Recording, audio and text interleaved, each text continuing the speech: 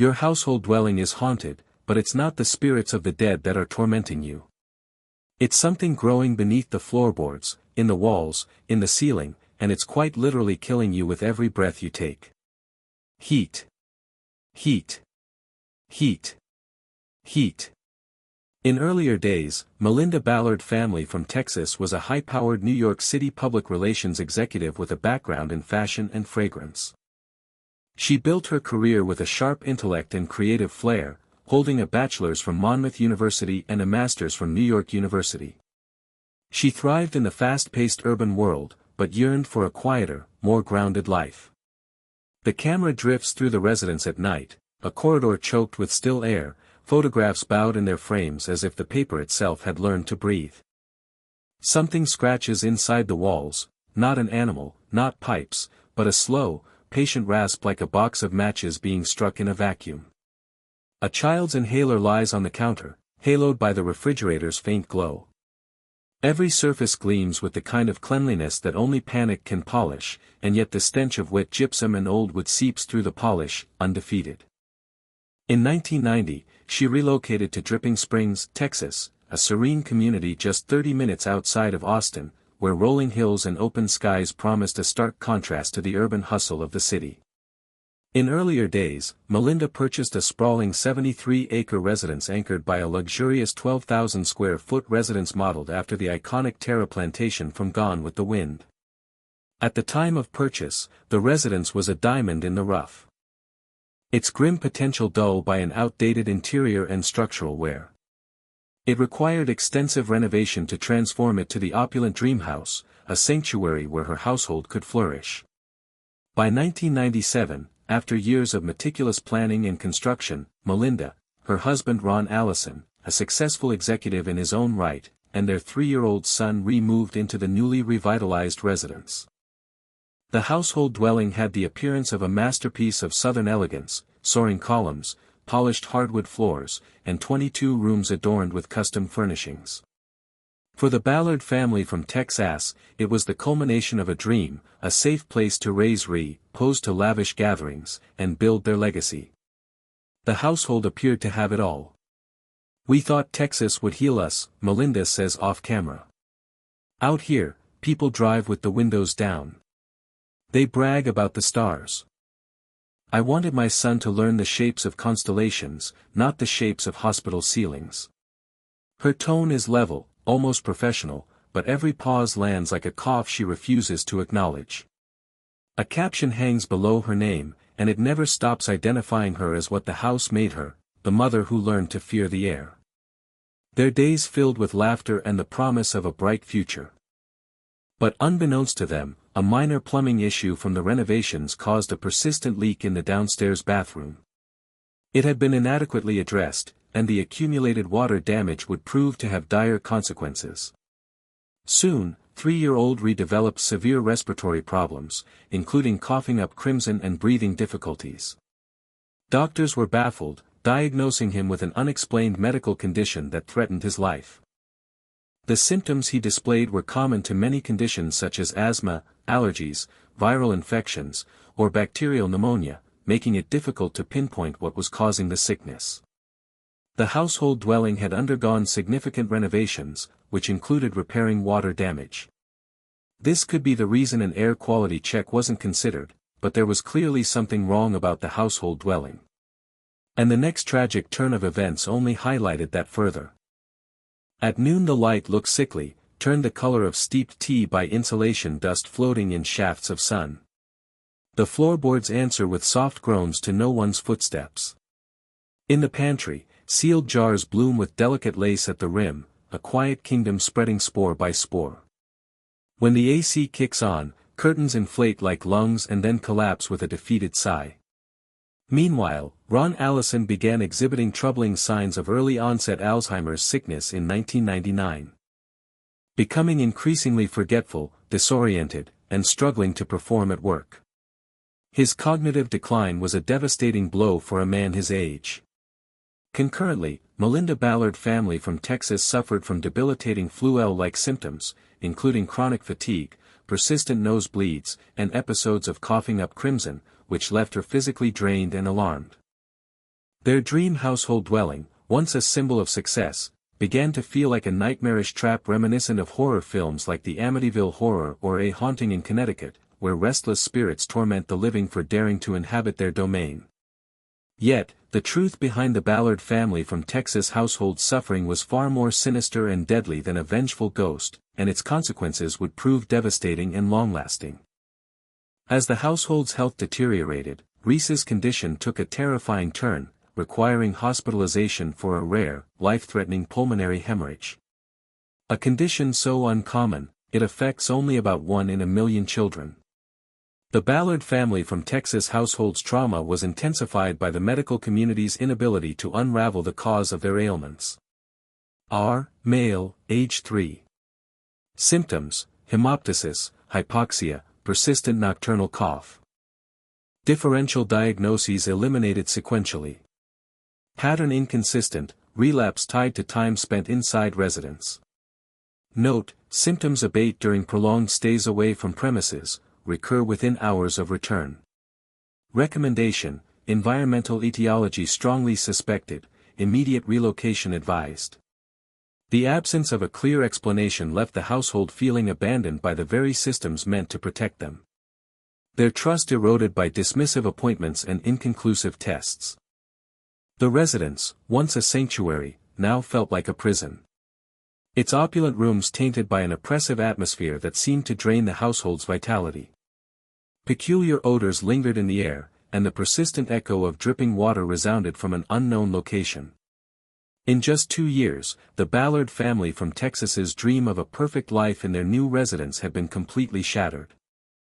The emotional weight of caring for their critically ill youngster, coupled with Ron's declining cognitive function, and Melinda's worsening physical health, pushed the household to the brink.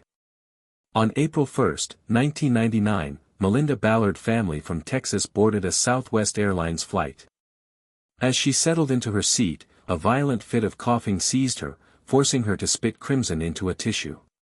Turbulence rattles the overheads. Melinda pinches a tissue to her nose and watches the scarlet spread like a warning flare. The stranger beside her doesn't flinch. He studies the color the way a meteorologist studies radar, already mapping storms. His questions are clinical, but not unkind. When the wheels kiss the runway, the old life ends as softly as that. Seated beside her was Bill Holder, an air quality expert whose chance presence would unravel the mystery plaguing the Ballard family from Texas household. In earlier days, Melinda, desperate and afraid from months of battling her own sickness and her son Ree's life-threatening condition, poured out her household's ordeal to hold her, recounting the restless respiratory issues, her husband's alarming cognitive decline, and the oppressive unexplainable dread that seemed to emanate from their 12,000-foot residence in Dripping Springs, Texas. Holder's expression darkened as he listened to the horroring account. His expertise alerting him to a chilling possibility. He asked pointed questions about their household dwelling. Any recent water damage, musty odors, or unexplained dripping sounds. In earlier days, Melinda recalled a nagging issue with the downstairs bathroom and a faint stench that lingered in the air. Holder's warning was immediate and unequivocal. Something dangerous could be lurking in their household dwelling, and they would have to act fast. When the team opens a return vent, the microphone picks up a noise that isn't airflow. It's a damp, velour hush, like a theater curtain dragging across a wet stage. Scraped samples vanish into labeled vials, the Palm Pilot chirps numbers no one wants to hear. In the lab, a petri dish fogs with colonies that look almost beautiful until the lab lights dim, as if even fluorescence is reluctant to witness the bloom. Holder recommended that the Ballard family from Texas contact Dr. David Strauss to test their household dwelling, a microbiologist at Texas Tech University and one of the nation's leading experts in environmental contaminants. When Strauss and his team arrived, they very quickly noticed a thick and foreboding atmosphere even before their equipment was turned on. At that moment, before I continue, I want you to picture that you're standing next to the elephant's foot at Chernobyl holding a Geiger counter that is turned off. At that moment, imagine what would happen if you turned that gear counter on. Dr. Strauss had a similar experience once he entered the residence. The readings he picked up on his Palm Pilot were absolutely horrifying. The Ballard family from Texas household had been breathing in severely contaminated air from the moment they moved into the residence. They leave with nothing but identification, a favorite stuffed animal, and the precise memory of switch locations they will never touch again. Melinda locks the door out of habit and laughs once, because the gesture is absurd. Who could possibly break into a house already broken from the inside? Black fungal infestation formed from the neglected water damage and had taken root inside the walls, the floors, and the air vents, creating a greenhouse of toxic vapors. The lab codes cardam, known for its potency and long-term damage to the human body. It had silently colonized in the residence, spreading like a malignant cancer for years, embedded into the drywall, woven into the carpets, and clinging to cherished items like household photographs and clothing. The air conditioning unit had become a conduit for contamination, dispersing mycotoxins capable of wreaking havoc on young Reese's lungs. Every corner of the household dwelling, from the grand staircase to the kitchen, was compromised. Strauss then delivered a chilling directive. The household must evacuate immediately and leave everything behind. The Ballard family from Texas fled to a hotel, their hearts heavy with a loss of what was supposed to be their dream household dwelling and the dawning realization of the danger they have been living in. The time away from the dreaded household dwelling did improve their symptoms, a haunting confirmation that the residence itself had been the source of their suffering. Counsel speaks of duty and delay, of moisture mapped like a bruise beneath the slab. Words such as negligence and exposure bloom in the courtroom air with the same inevitability as spores in humidity. Across the aisle, the insurer's exhibits glint under plastic, printouts that insist problems are policies and people are data points. The discovery of the deadly black fungal infestation was not just a revelation of environmental ruin, but a shattering moment that recast their entire ordeal in a new horrifying faint glow. The household dwelling that they had poured their hopes and dreams into had betrayed them. Its hidden decay exacting a devastating toll on their bodies. The Ballard family from Texas's evacuation from their household dwelling in April of 1999 marked the end of one torment and the beginning of another. A desperate quest for answers and accountability, the household sought deeper investigations into the toxic infestation that had turned their household dwelling into a biological hazard. Dr. David Strauss pressed forward with exhaustive sampling. His team peeled back the layers of the residence, revealing the extent of the contamination. Spores had burrowed deep into the ducts, staining the ceilings and infiltrating even the insulation behind the walls. He holds a set of keys he does not recognize, their teeth bright and useless. Once he was the person other people asked for directions. Now he reads the same line 3 times and cannot remember the sentence. The letters behave like minnows, splitting and reforming just out of reach. The mycotoxins, which are essentially airborne assassins, had not only ravaged the structure, but had saturated the air for months, explaining the household's cascade of illnesses. Strauss's reports painted a grim picture. The household dwelling was beyond remediation, a total loss, and the household's prolonged exposure demanded immediate medical intervention. As the scientific evidence mounted, a more insidious betrayal emerged. The role of their insurer. What began as a routine water damage claim in late 1998 had spiraled into a textbook legal battle of corporate negligence. The initial leak in the downstairs bathroom was reported promptly to a farmer's insurer subsidiary was dismissed by adjusters who attributed it to slab settling. An issue that was not covered under the policy. Despite the Ballard family from Texas's pleas and follow-up inspections that uncovered additional plumbing failures, farmer's insurer delayed action, allegedly conducting superficial checks that missed the escalating moisture buildup. At midnight the vents exhale with the hush of a sleeping animal, and the temperature lifts by a degree no thermostat records. In closets, sweaters acquire a faint green map between the folds, as if charting a coastline of a country no one meant to visit. By the time the household fled, the infestation had claimed all 22 rooms inside the residence, including the hardwood floors and personal effects. In earlier days, Melinda became a fierce advocate fueled by personal anguish. She hired a public adjuster and legal team to scrutinize farmers' handling of the claim. What they uncovered was damning. Internal documents suggested the company had known about the potential risks of fungal infestation exposure, but prioritized cost-cutting over fixing the issue, stalling approvals for repairs that might have contained the spread. In May of 1999, just weeks after fleeing their household dwelling, the Ballard family from Texas filed a landmark legal battle in Travis County District Tribunal accusing farmers of fraud, bad faith, and violations of the Texas Deceptive Trades Practices Act. Fun fact, Travis County served as the setting to the 2003 remake of the Texas Chainsaw Massacre. Just thought I'd mention that. Hey, get that nasty goddamn thing out of the back seat of my goddamn car. The microbiologist does not raise his voice. He draws a diagram of a wall and, inside that rectangle, another climate entirely. He speaks of mycotoxins the way sailors speak of currents, invisible, predictable, and merciless. Put it in the trunk. What the hell's bad with you? The tribunal battle unfolded in the spring of 2001. The Ballard family from Texas's agony was now a national spectacle, thrusting toxic fungal infestation into the headlines and igniting a firestorm in the insurer industry. In earlier days, Melinda took the stand in a gas mask and hazmat suit, legendary, by the way. And her testimony was a raw chronicle of suffering. The terror of Reese's hospitalization, her husband Ron's mind unraveling, and her own night spent gasping for breath in a hotel room. Expert witnesses, including Dr. Strauss, detailed the science of Stachybotrys and its deadly mycotoxins. They sleep with the window cracked to prove a point to themselves, that air can be harmless. Art doesn't cough before dawn. Melinda cries quietly into a towel so it won't wake him, counting breaths toward morning.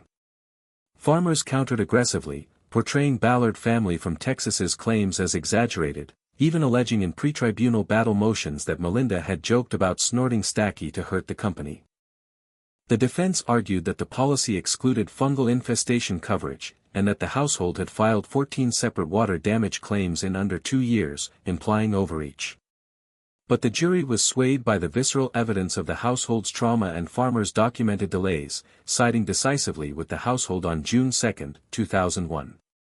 The verdict, $32 million, which included $5 million for mental anguish, $12 million for punitive damages, and nearly $9 million in attorney fees. A seismic rebuke to an industry already reeling from Texas's fungal infestation surge, which had ballooned from 12 in 1999 to 15,000 by 2001, partly fueled by Hurricane Allison's floods. The storm system is not related to Ron Allison, in legal battle you were wondering. It's just a very ironic coincidence. Following the courtroom victory, farmers appealed immediately and in December of 2002, the 3rd District Tribunal of Appeals gutted the reward, slashing it to only $4 million plus interest and fees, overturning findings of fraud and unfair dealing while upholding only the deceptive trade practices violation. The appeals tribunal lambasted the tribunal battle judge for excluding farmers' evidence on fungal infestation growth and bid inflation. Demolition footage rolls without music. Plaster falls in heavy sheets, and the camera finds a child's height chart penciled on a doorjamb. A worker stops, reads the dates, and draws his sleeve across his face before the dust can take credit for his eyes. Reducing the punitive sting but affirming the company's mishandling. In earlier days, Melinda vowed to fight on, taking the legal battle to Texas's Supreme Tribunal in a battle that would drag on until 2003. Yet, even as legal proceedings continued, the Ballard family from Texas grappled with the lawsuit's toll. Meanwhile, Ron's condition worsened. Reese's lungs now bore permanent scars, and Melinda, once a vibrant executive, became the reluctant fungal infestation queen. Her activism born out of necessity at the cost of her privacy and peace. The legal battle's ripple effects were profound, spurring legislative scrutiny of insurer practices and policy exclusions for fungal infestation while sending premiums skyrocketing across the state of Texas. By 2004, after years of appeals and countersuits, the party settled quietly out of tribunal, the terms undisclosed, but sufficient to fund the household's ongoing medical needs and advocacy work. The investigation and legal battle had exposed the deadly underbelly of unchecked environmental hazards and corporate indifference, but at what price? There are victories that do not return what was paid. The settlement buys treatments, not time. The Ballard family from Texas learns to live in rentals with brand new filters and hard flooring, and they keep suitcases aired out on balconies. When strangers ask what happened, they say, lightly, it was a bad house, because the whole truth is too large to fit inside a sentence. The Ballard family from Texas account is a stark reminder that the fight for truth could exact its own unrelenting toll. The Ballard family from Texas households battle with their toxic residents left scars far deeper than the loss of their dream household dwelling. Some might say they were never able to truly escape. Meanwhile, Ron Allison eventually succumbed to the relentless progression of his Alzheimer's sickness and spent his final years in a care facility, passing away in 2020.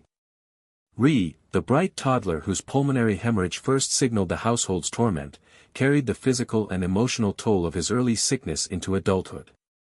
Despite moments of resilience, he died in 2021 at the age of 25.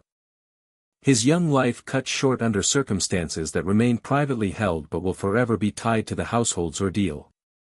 In earlier days, Melinda Ballard family from Texas, the fierce matriarch who became a reluctant crusader against toxic fungal infestation and corporate negligence, passed away in 2013.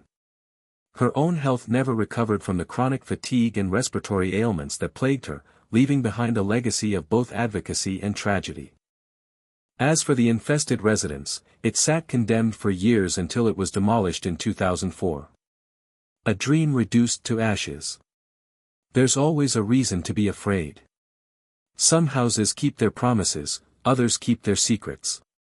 On humid mornings, Melinda tastes metal and memory in the back of her throat and opens every window anyway, ritual over reason.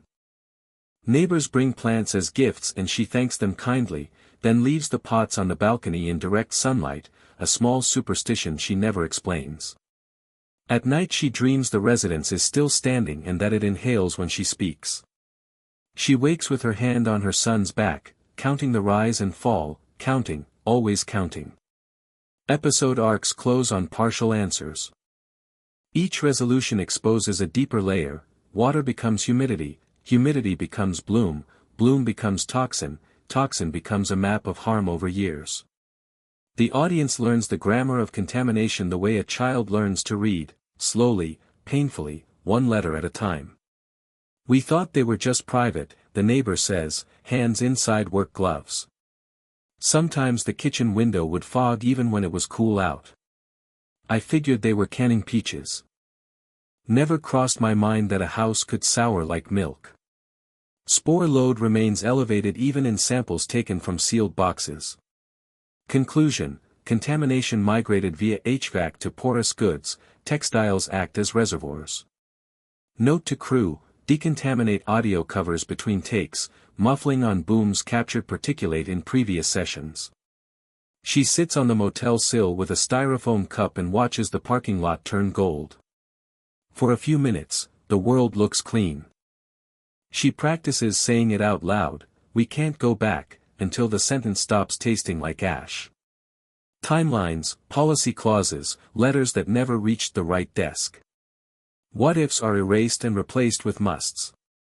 Someone circles a date from months before the first nosebleed and writes, simply, root. At night, the camera tracks a stain as it spreads, molecule by molecule, a slow galaxy blooming above the crib. It's quiet horror, no jump cuts, no scream, just the terrible patience of an ecosystem learning the exact dimensions of a family. Boxes of unclaimed furniture are tagged and listed. A bidder runs a hand along the curve of a chair and frowns. The varnish feels tacky, as if it still remembers humidity. He moves on without knowing why. If a room smells sweet like old hay, if your throat burns when the air turns on, if plants thrive in places they shouldn't, open a window and call someone who carries swabs instead of sage. Houses don't need to be haunted to be dangerous. Sunlight through blinds paints ribbed shadows over a small bed. Close up, a plastic dinosaur with a dust halo. Insert, a nebulizer mask coiled like a jellyfish on the nightstand. You can win and still lose. You can prove what happened and still never understand why it took so long to be believed. The Ballard family from Texas did not set out to become a warning. They wanted a home. The house wanted a climate. We kept long takes of empty rooms because silence in a haunted house is never empty, it has texture. Listen long enough and you'll hear circulation, capillaries of air, the soft rehearsal of collapse. In those stretches, the audience breathes slower. In those stretches, the family finally breathes at all. Really scary stories, every day. Subscribe, like if you like, turn on the bell so you don't miss new videos.